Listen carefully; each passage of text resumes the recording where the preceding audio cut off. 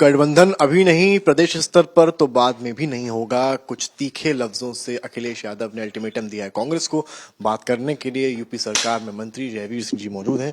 जयवीर जी, अखिलेश यादव ने तो कांग्रेस को अल्टीमेटम ही दे दिया है और कह दिया है कि भाई अभी आप गठबंधन प्रदेश स्तर पर नहीं करेंगे तो बाद में भी प्रदेश स्तर पर गठबंधन नहीं होगा। देखो, हम लोग तो प्राय हमेशा यही चर्चा आप लोगों से करते रहे हैं।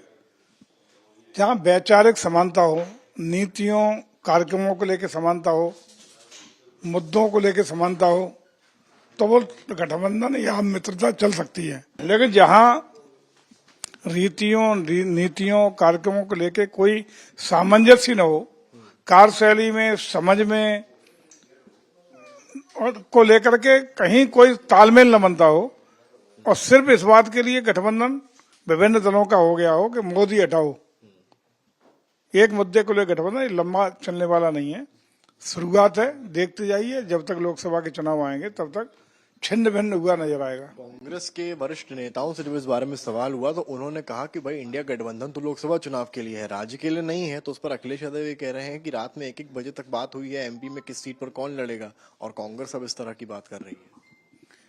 मैंने कहा ना कि कोई सामान्य तालमेल हो ही नहीं सकता, क्योंकि जिसका जहां प्रभाव है, ये विभिन्न राज्यों के छत्रपों की, उसमें भले ही कांग्रेस को हम लोग राष्ट्रीय दल मानते हैं, लेकिन अन्य जितने भी दल हैं वो ज्यादातर क्षेत्रीय छत्रप हैं।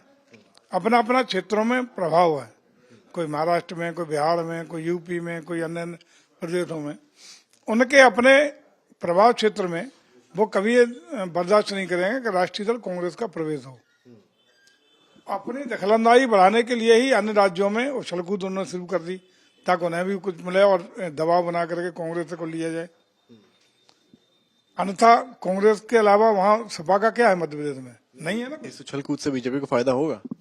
देखिए, हम निश्चित रूप से कह सकते हैं, हम लोग इतने मजबूत स्थिति में अपने कार्यक्रमों को लेकर, हमारा गठबंधन देश की जनता के साथ है।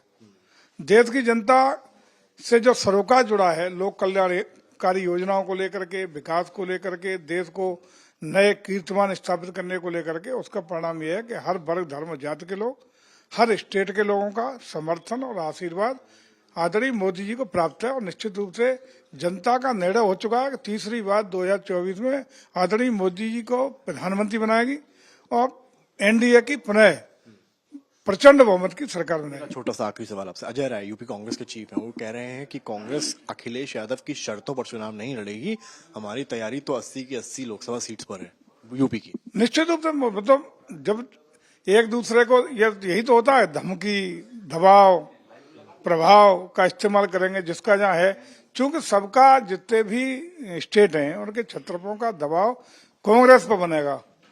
वो चाहेंगे कि कांग्रेस दबाव में हमें ये दे, हमें दबाव में वो दे, और उस दबाव में निश्चित रूप से या तो गठबंधन टूटेंगे या आपस में खींचतान जबरदस्त होगी, जिसको जनता देख रही है। और चुनाव से पहले यदि गठबंधन की स्थिति है INDIA की, तो आखिर धोखे धड़ाके में सरकार बनाने का इन्हें मौका जनता दे भी दे तो कितने दिन की सरकार चल पाएगी और किस तरह की सरकार चल पाएगी, ये भी देश की जनता भली भांत अनुभव कर रही है। बात करने के लिए तो ये थे हमारे साथ यूपी सरकार में मंत्री जयवीर जी। इन्होंने सपा कांग्रेस की एमपी में हो रही रार को उछल कूद नाम दिया है। कैमरामैन संदीप के साथ समर्थ श्रीवास्तव, लखनऊ, आज तक।